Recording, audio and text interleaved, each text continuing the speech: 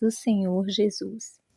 E hoje aqui, na fonte da palavra que é a viva, nós vamos refletir na vinha do Senhor.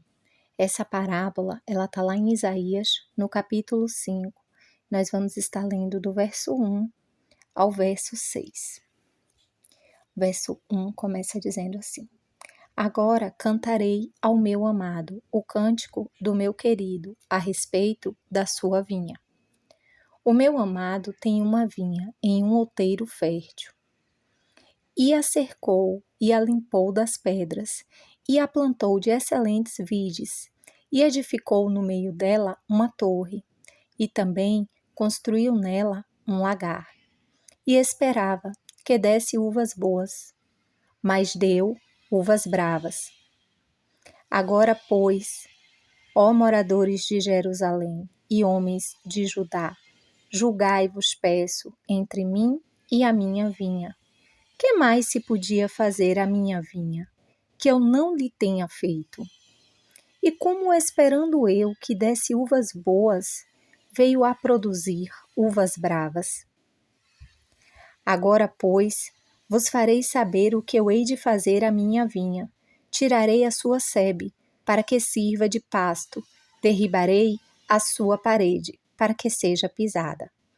E a tornarei em deserto, não será podada, nem cavada, mas crescerão nela sarças e espinheiros, e as nuvens darei ordem, que não derramem chuva sobre ela.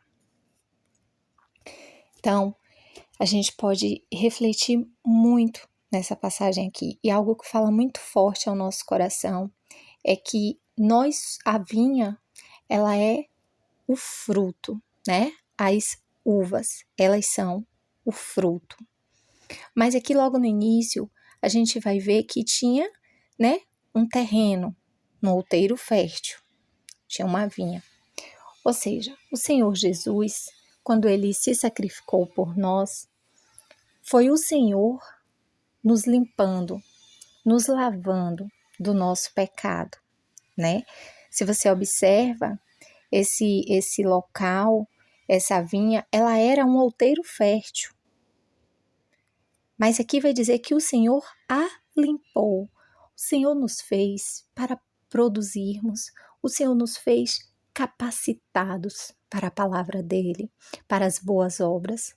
Mas nós, com toda a contaminação do pecado, muitas vezes ficou inviável. Aliás, ficou impossível. E foi por isso que Jesus foi sacrificado, para que a gente pudesse se reconciliar com Deus, para que a gente pudesse conhecer a Deus através da pessoa de Jesus. Então o Senhor nos limpou, o Senhor nos cuidou, para que a gente viesse a produzir bons frutos. O Senhor nos fez para ser uma vinha. Uma vinha é algo tão bonito de se ver, não é? É algo tão atraente aos olhos. E quando o Senhor fez isso, ele esperava, ou seja, ele removeu tudo aquilo que impedia aquele outeiro de produzir o fruto, né? Aquela vinha de frutificar. Só que quando aquela vinha frutificou maus frutos. Ou seja, muitas vezes as pessoas podem se usar desse benefício da graça, desse benefício do evangelho, ao invés de produzir coisas boas, produzir frutos ruins. E é por isso que o Senhor, ele vai falar o que mais poderia ser feito que eu não tenha feito pela minha vinha. O que mais o Senhor poderia fazer para provar o amor dele, para nos atrair a ele, para nos ajudar do que ele já não tenha feito. Porque era impossível que a gente se arrependesse. Era impossível a gente pagar o preço, porque nós não somos perfeitos. E a lei exigia a perfeição.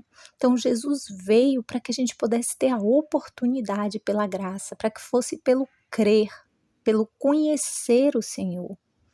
E aí, nos versículos mais à frente, a gente vai ver que o Senhor ele vai falar: e a tornarei em deserto. Vai tirar a parede. O que é a parede? É a proteção. Nós temos a proteção que é o Espírito Santo conosco. A Bíblia vai dizer para que a gente não entristeça o Espírito Santo. Davi, ele ora e fala assim, Senhor, não retira de mim o teu Espírito. A gente vê como a vida de Saul ficou atormentada por espíritos malignos quando o Senhor já não estava mais com Saul. E aí o que é que acontece? Então, se o Senhor retira essa proteção, se o Senhor tira a vinha, e por que o Senhor vai tirar a vinha?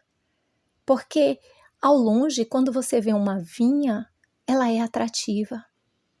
E o Senhor não quer que pelo erro de outros também vá pelo mesmo engano, vá pelo mesmo erro, chegue naquela vinha, está esperando que a uva seja doce, a vinha é bonita, mas a uva é amarga.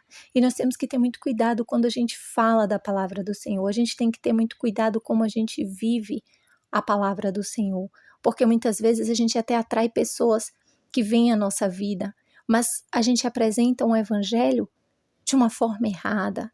A gente pode, com os nossos atos, com as nossas atitudes, também estar apresentando o evangelho de uma forma errada. Mas o Senhor espera que a gente faça isso com doçura. O Senhor esperava que desse uvas boas, uvas doces.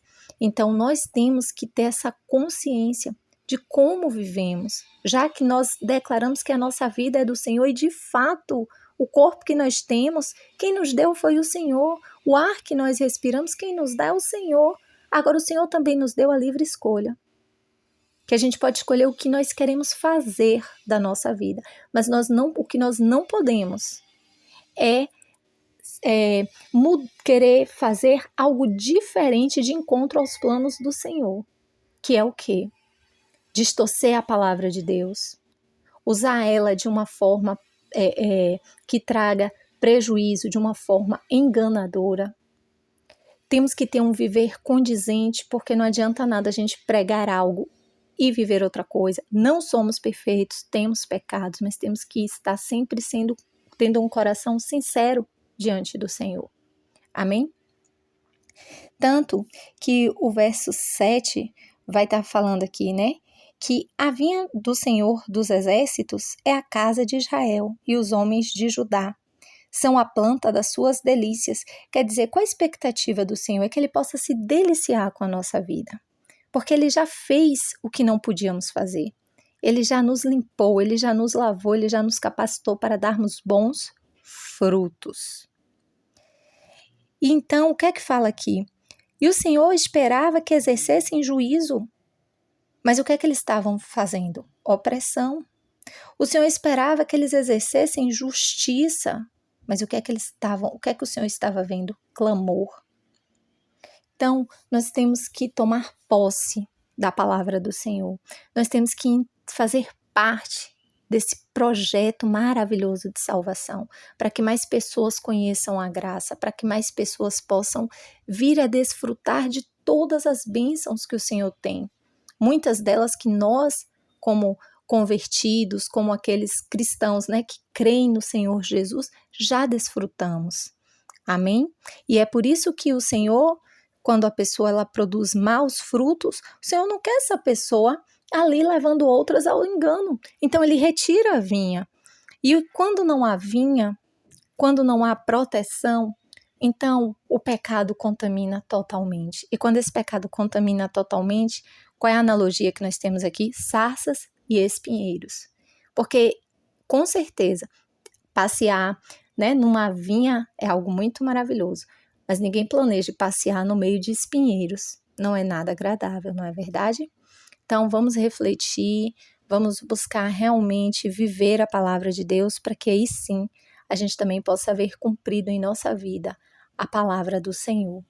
Que o Eterno nos abençoe, em nome de Jesus.